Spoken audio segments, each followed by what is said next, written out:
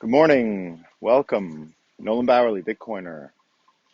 Um, New episode of The Breakup, a show where we aim to take the frame that we're breaking up or the relationship. The relationship in this case is the modern world, the fiat world, whatever you want to call it. It's the institutions that were built by our grandparents after World War II or to win World War II. Great institutions at the time, should have been honored for a long time. But like all things, entropy sets in, and that's the end of it. I got a little audio problem. Let me tend to it. There we go. That should be better. I was hearing some feedback in my headphones. So, the show's called The Breakup for that reason. We're trying to break up with, a whole world, and that's really the mindset. So, what I'm saying, the argument is that it's not about math. We're not trading dollars for Bitcoin, and that's enough, right? It's not really even the trade. It's everything that goes into the mindset. It's basically the answer to that question when someone asks you, did you take your profits out of Bitcoin? Did you take any profits? Did you sell? When are you going to sell your Bitcoin? Right? The people who don't get that, right? That's really what we've got to solve as a problem here, right? So I've chosen the frame of a breakup in a relationship, and that's really what it is because it's a psychological phenomenon, right? It's not math. What I like to say is we're dealing with numbers, but it's not math, right? We're dealing with numbers, but it's not math. It's psychology. All of this money business is psychology, right? And that's why, in the end, Bitcoin really is um, money because people say it is. That's it. It's that simple. Like if enough of us would agree, and there's a lot of us, and we agree it's money. So, I saw today on Canadian news this guy Tiff Macklem. I used to work with this guy. He's rock bottom stupid. I got to be honest. And today's show, I hope, will prove why. I mean, he might be good at math, right? But I don't think he understands the psychology piece here. He was the former deputy governor of the Bank of Canada under Mark Carney. And I was just a little researcher on the thing, but I got a lot of FaceTime with him, spoke to him a bunch.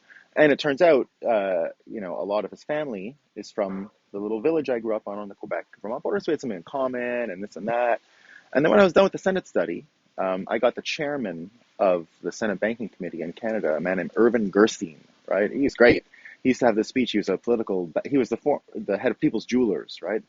And just a classic guy. And he was, the fundraiser for the Conservative Party in Canada for a long time. And he had this great speech where he'd embrace being a bagman. I'm a political bagman, and I love it. But super smart, super savvy guy. One of those sort of noblesse oblige, right? Had a really successful life, and he spent the last few professional, productive years, really being an astute mind on the Senate Banking Committee. And I'll tell you, this Irvin Gerstein, when he met Andreas Antonopoulos and all these early Bitcoiners, he was blown away and he said, "You guys go get it. I think you can do it." Right? I got a lot of leeway from him and a lot of open field. He when I finished the Senate study that I worked on years ago in the Canadian Senate Banking Committee, that was my first sort of exposure to Bitcoin.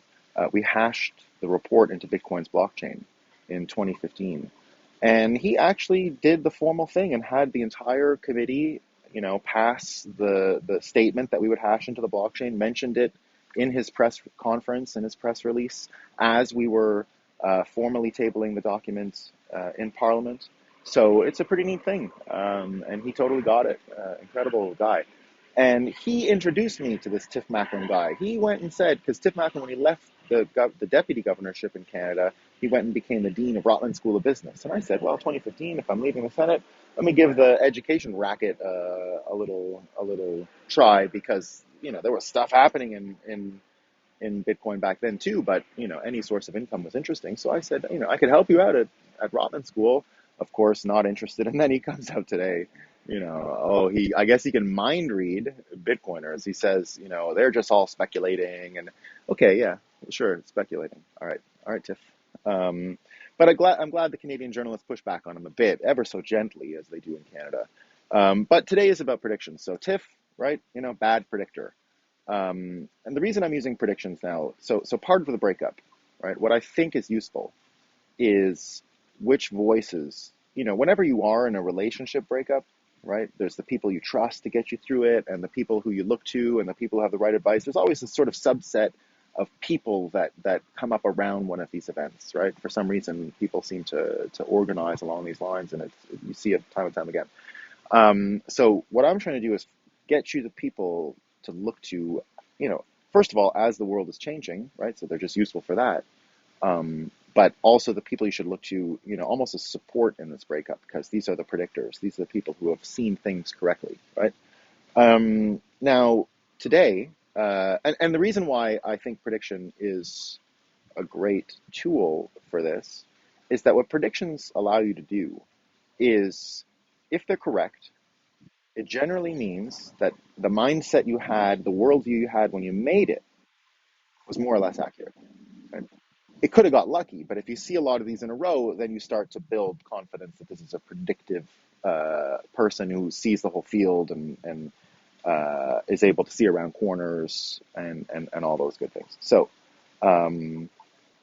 we like people who predict things, and today we have a few lined up. So let me walk you through them. So the first one, this has been making the rounds today. So yeah, here's the deal. If you get it wrong, it means you should go back and check your point of view, and it means that your original point of view probably wasn't accurate. So someone who's constantly changing their point of view to fit the times, you could suggest that they never have it right? Because they have to conform their thinking to reality all the time. So first example today is a series of headlines. You know that meme where it's the brain and then and it gets more incandescent, and then you have a few epiphanies that come with each of them, right? So they did it today. Someone memed it, and I thought I had the picture. So this is not going to be as good production as I thought it was because I can't read them to you, which kind of sucks. Anyway, I'll put it on my Twitter and you'll be able to go see it. But essentially, it's a mainstream media article with the first epiphany about how everyone don't be afraid of inflation. The scary thing, don't. It's not a big deal. And then it sort of progresses, right? And then by the end, it's inflation's a good thing, which you're starting to see all around today, right? So, and this is all the same news outlet, right? It's CNBC, CNBC, CNBC, CNBC, CNBC, right down. I think there might have been an exception. It might have been a Washington Post or something there, but like these are not difficult articles to find on these outlets. So here's a mainstream financial news outlet. Of course, they print a lot of content, right? But that doesn't help, right? If they're predicting everything, it doesn't help, right? So basically, it's the sum of your predictions, I guess. And if there's too many, even one will subtract from the overall frame of it being useful.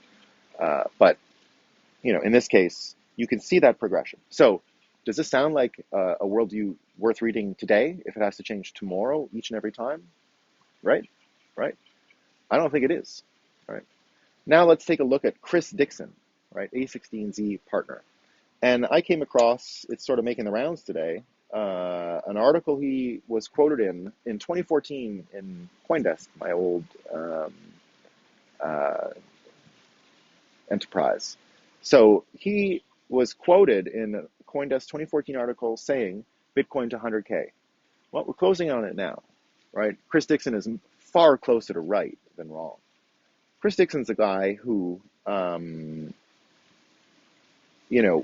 has also predicted the rise of content creation from VCs, financiers, capital markets as a way around traditional media, and he predicted that long ago, right? So here's someone who's already told you years ago CNBC is useless, more or less, because he decided to pick up the same business and work on the same things and stress the same values, or stress the same outcomes that you would get through leveraging CNBC, basically implying that CNBC won't get him where he's going.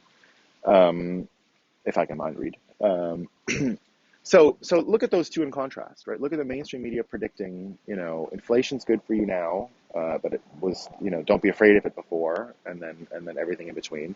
And Chris Dixon, who told you in 2014 that Bitcoin is going to $100,000, and everyone's going to be their own media entity, or going to have some,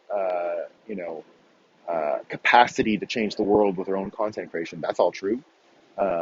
He's predicting a lot of stuff with the NFTs, right? And I've been on that boat for a long time too. Um, but now let's put that in context, right? Again, about be careful of the people whose predictions you follow.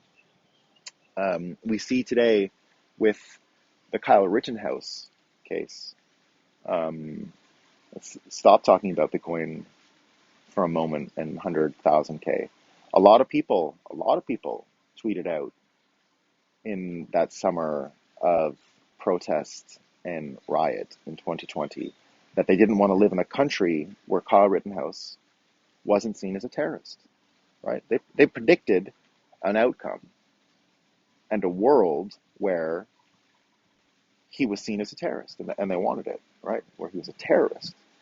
We find out in the trial yesterday, of course, that someone shot at him first, right? The person who shot the gun admitted it on um, in the witness box yesterday. What does that mean? That means it's clear that Kyle was acting in self-defense. Someone shot at him first, right? So now that's established. Um, so, high probability of mistrial, high probability of, innocence, or I don't know the procedures from here. I've forgotten my lawyerly stuff enough. But what it comes down to is anyone who predicted Kyle Rittenhouse was nothing less, than a hero, a hero, like a hero, um, got it wrong, right? So be careful whose predictions you follow.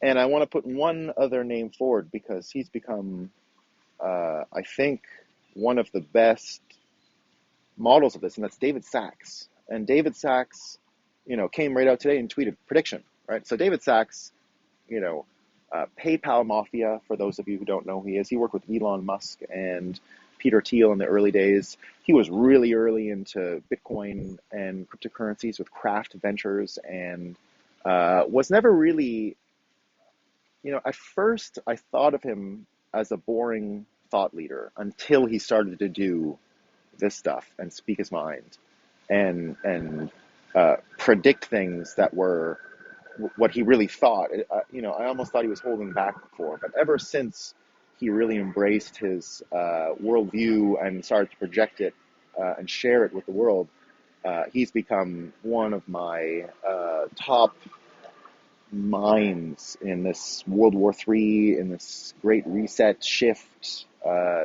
changing the reset of the reset, as some people have started to say, with Bitcoin.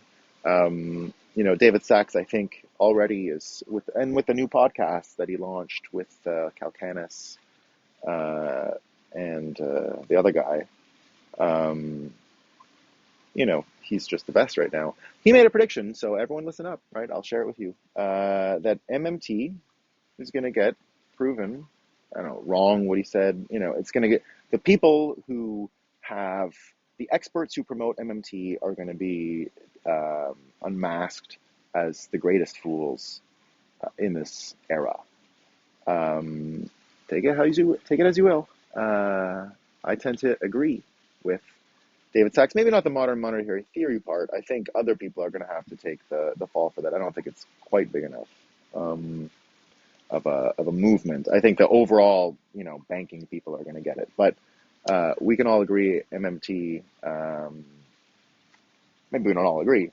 I can agree with David that MMT is going to fall apart as a predictive model for the future and will never really materialize. All right, everyone.